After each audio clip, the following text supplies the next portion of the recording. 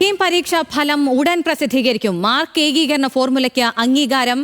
Entrance കമ്മീഷണറുടെ നിർദ്ദേശം മന്ത്രിസഭ അംഗീകരിച്ചു. കേരള സിലബസ് വിദ്യാർത്ഥികൾക്ക് ഇനി മാർക്ക് കുറയില്ല.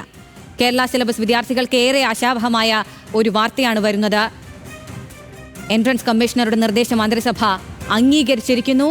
ഇനി കീം പരീക്ഷാ ഫലം ഉടൻ തന്നെ പ്രസിദ്ധീകരിക്കും. മാർക്ക് ഏകീകരണ ഫോർമുലയ്ക്ക് അംഗീകാരം വന്നിരിക്കുന്നു. എൻട്രൻസ് കമ്മീഷണറുടെ നിർദ്ദേശം മന്ത്രിസഭ അംഗീകരിച്ചിരിക്കുന്നു എന്ന വാർത്തയാണ് വരുന്നത്. കേരള സിലബസ് വിദ്യാർത്ഥികൾക്ക് ഇനി മാർക്ക് കുറയില്ല എന്ന കാര്യം കൂടി വരുന്നു. ഉടൻ തന്നെ പരീക്ഷാഫലം പ്രസിദ്ധീകരിക്കുമെന്നാണ് അറിയിച്ചിരിക്കുന്നത്. മാർക്ക് ഏകീകരണ ഫോർമുലയ്ക്ക് അംഗീകാരം ലഭിക്കുകയാണ്. ഇതോടെ എൻട്രൻസ് കമ്മീഷണറുടെ നിർദ്ദേശം മന്ത്രിസഭ അംഗീകരിക്കുന്നു.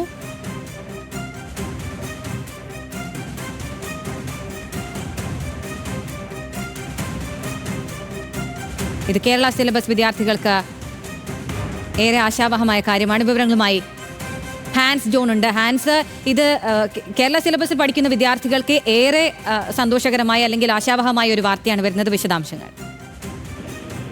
അഖില, തീർച്ചയായും കഴിഞ്ഞ വർഷങ്ങളിലെല്ലാം തന്നെ ഈ കീം പരീക്ഷാ ഫലം പുറത്തു വരുന്നതുമായി ബന്ധപ്പെട്ട് നിരവധി പരാതികൾ ഉയർന്നിരുന്നു. ഇത് പ്രധാനമായും കേരള സിലബസിലുള്ള വിദ്യാർത്ഥികളാണ് ഇത്തരത്തിൽ പരാതി ഉന്നയിച്ചത്.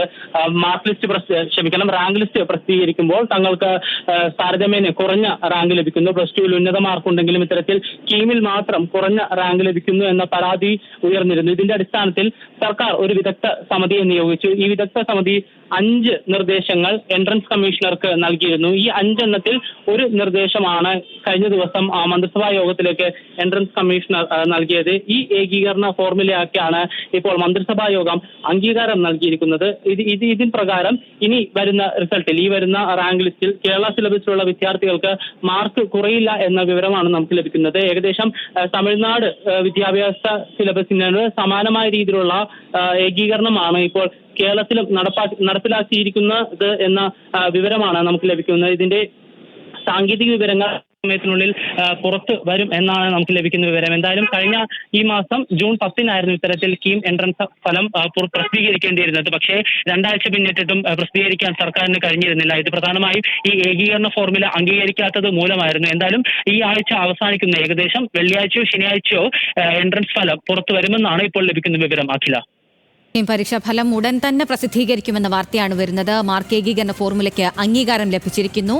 ഇനി കേരള സിലബസ് വിദ്യാർത്ഥികൾക്ക് മാർക്ക് കുറയില്ല എന്ന കാര്യമാണ് വരുന്നത്. ഹാൻസ് ജോൺ ആണ് വിവരങ്ങൾ നൽകിയത്.